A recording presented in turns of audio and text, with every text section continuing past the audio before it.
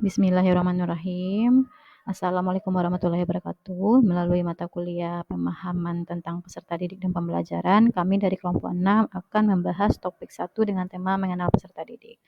Nah, tentunya sebelum mengenal peserta didik, sebagai seorang guru, hendaknya kita memahami teori-teori terkait dengan peserta didik agar nantinya pembelajaran yang kita rancang sesuai dengan kebutuhan.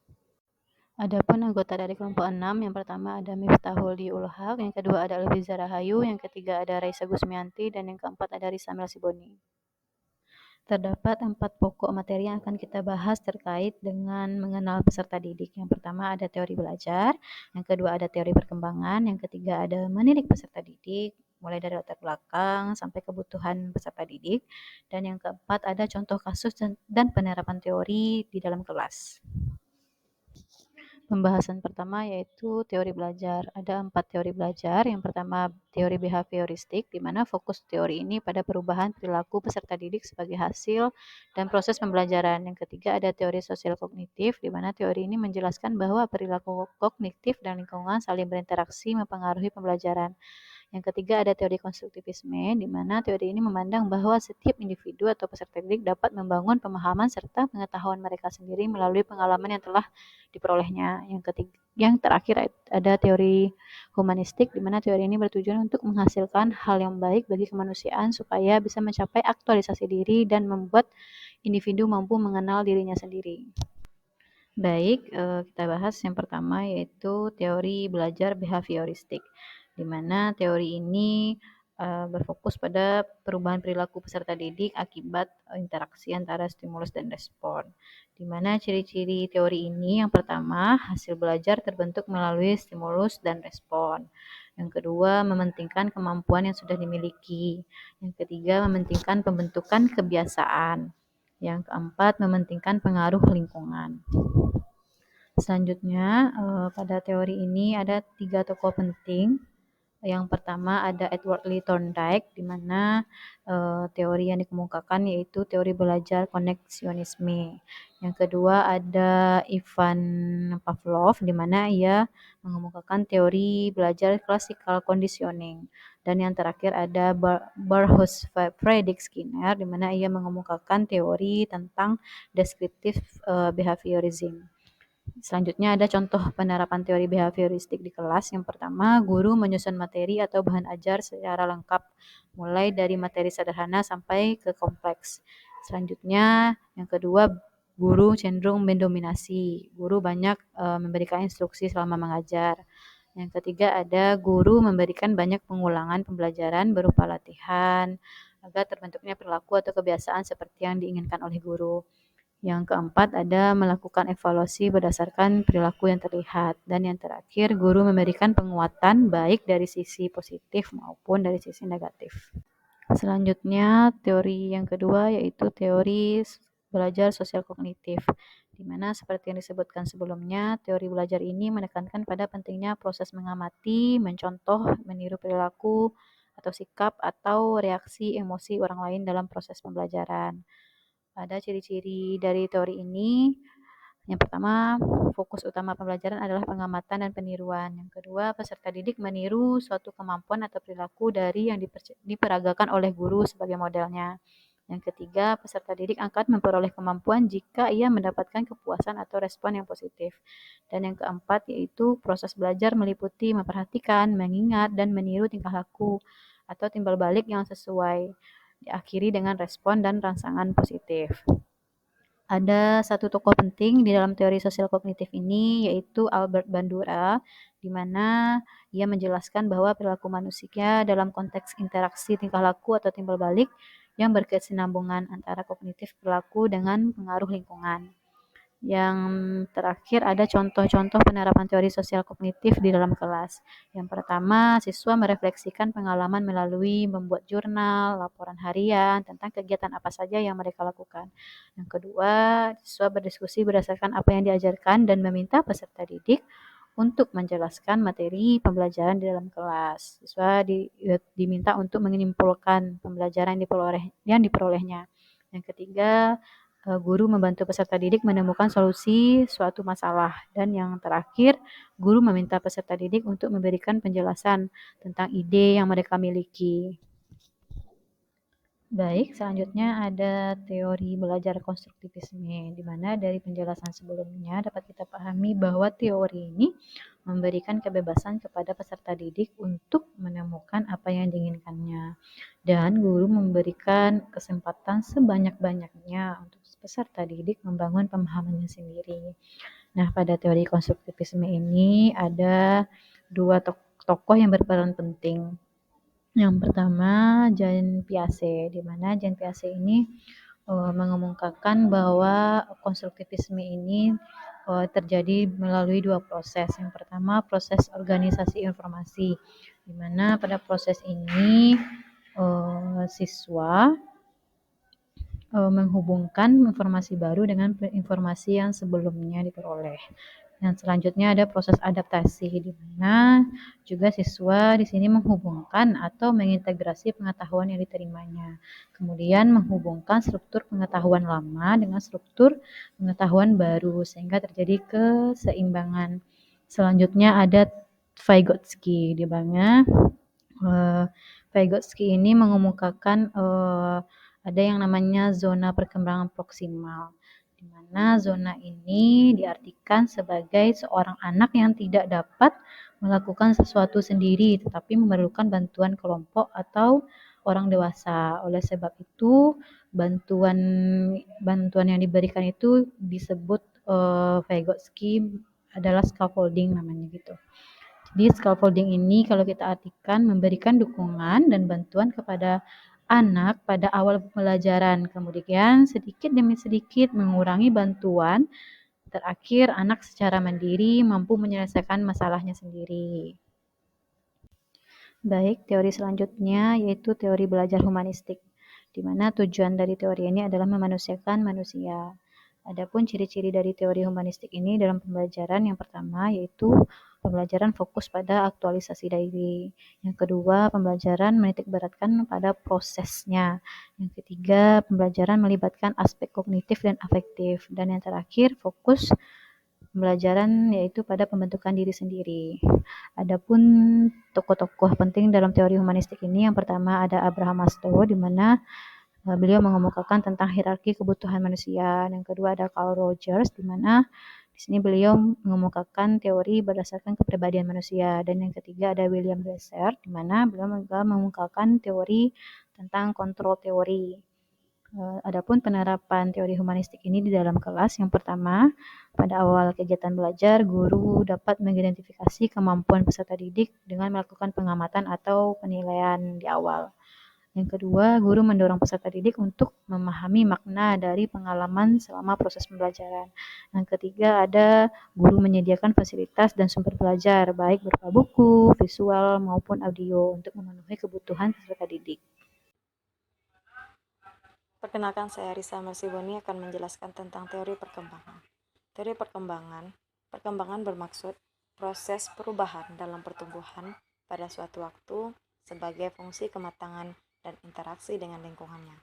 Perkembangan secara keseluruhan mengikuti periodisasi yang teratur. Perkembangan fisik.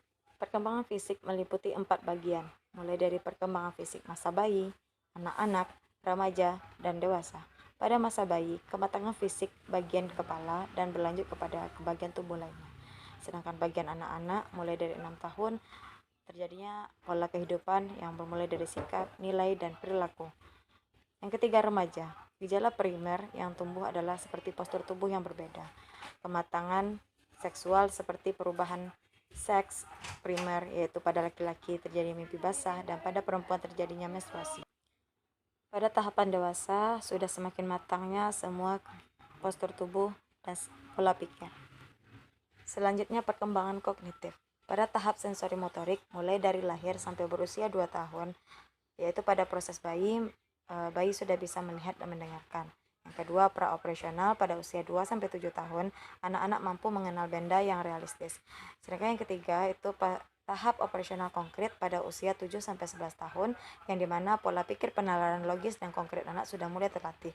Yang keempat, operasional formal pada usia 11-15 tahun, di mana pola pikir abstrak dan hipotesis yang sudah mulai berpikir dengan logis. Yang ketiga yaitu perkembangan sosial emosional. Yang pertama, berdasarkan teori ekologi Bronfenbrenner mengatakan ada 5 sistem yang terdapat pada lingkaran. Yang pertama ada mikrosistem, mesosistem, ekosistem, makrosistem, dan kronosistem. Perkembangan sosial emosional yang kedua, teori perkembangan rentang hidup Erikson. Pada teori ini mengatakan kehidupan masyarakat secara bertahap terdapat 8 tahapan. Setiap tahapannya menghadapi konflik yang dihadapi pada masing-masing tahapnya, mulai dari bayi sampai mereka dewasa. Perkembangan moral. Pada tingkat pertama itu prakonvensional. Di sini terjadi hak masyarakat versus hak individu dan terjadinya prinsip etika universal. Yang kedua, tingkatan 2 konvensional. Pada tingkatan ini terjadinya norma-norma interpersonal, moral sistem sosial. Sedangkan yang ketiga, tingkat tahap ketiga pasca konvensional.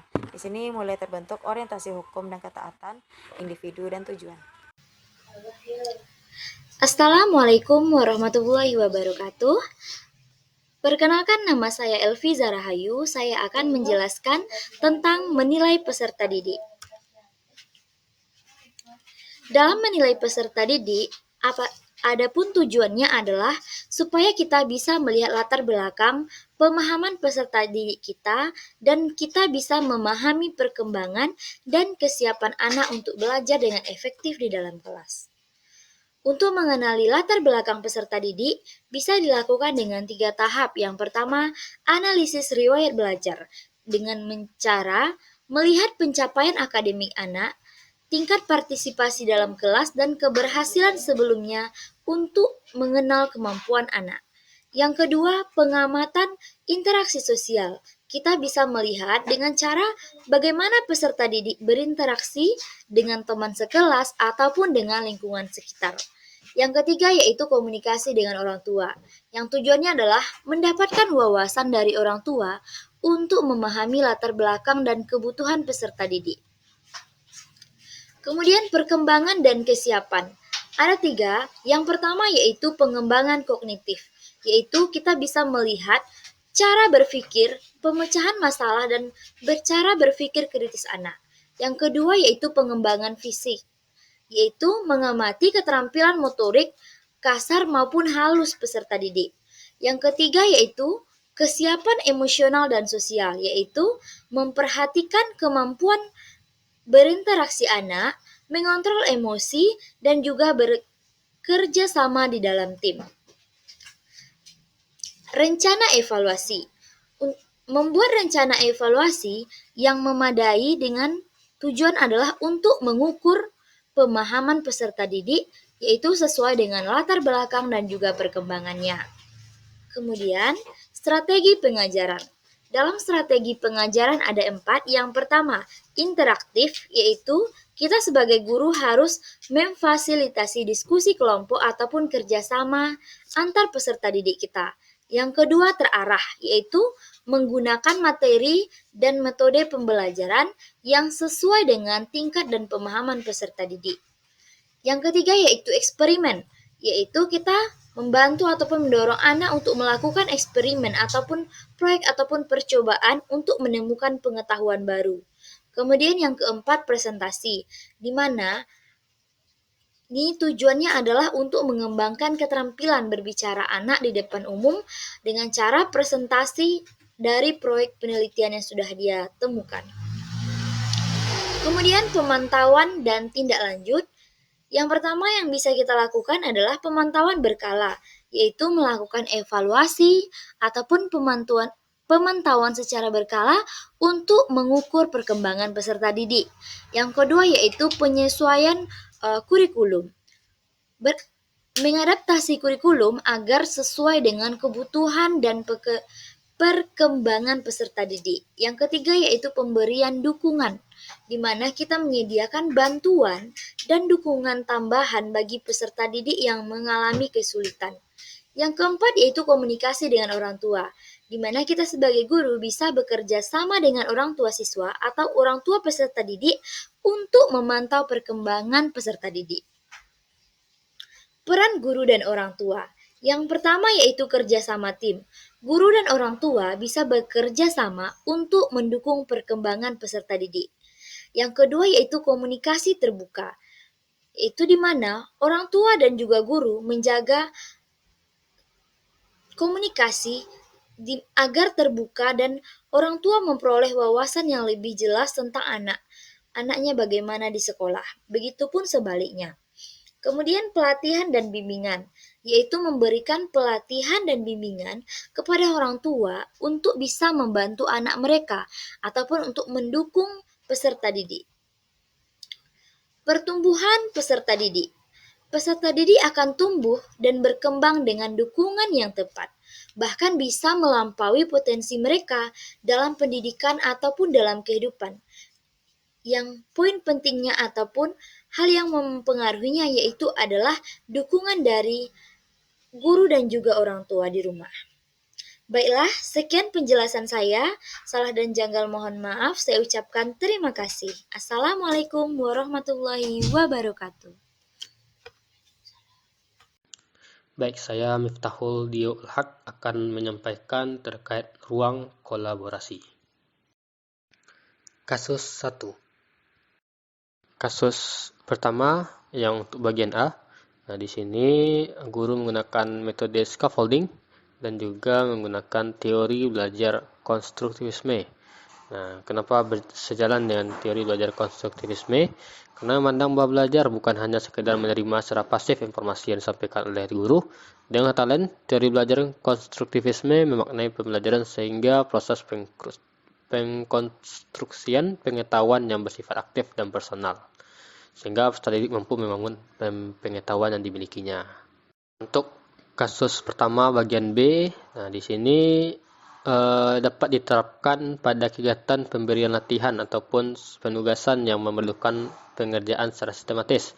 Nah, seperti praktikum contohnya. Nah, juga sejalan dengan teori belajar behavioristik karena yang secara berulang-ulang akan dilakukan. Nah, karena oleh itu juga bisa diatasi dengan konstruktivisme seperti yang dijelaskan pada bagian A. Kasus 2. Kasus 2, bagian A. Nah, pertama yaitu memahami terlebih dahulu perkembangan kognitif peserta didik pada tingkat kelas 1 SD. Nah, yang kedua, Piaget mengungkapkan bahwa anak-anak pada tahap ini belum memahami logika konkret. Yang ketiga, guru berupaya memfasilitasi siswa dengan media-media pembelajaran yang sekiranya dapat dipahami oleh siswa. Nah, dan yang terakhir, guru menggunakan media konkret yang mereka gunakan ataupun yang mereka kenal dalam kehidupan sehari-hari, sehingga mereka dapat memudahkan mereka untuk belajar nantinya. Untuk bagian kasus 2, bagian B.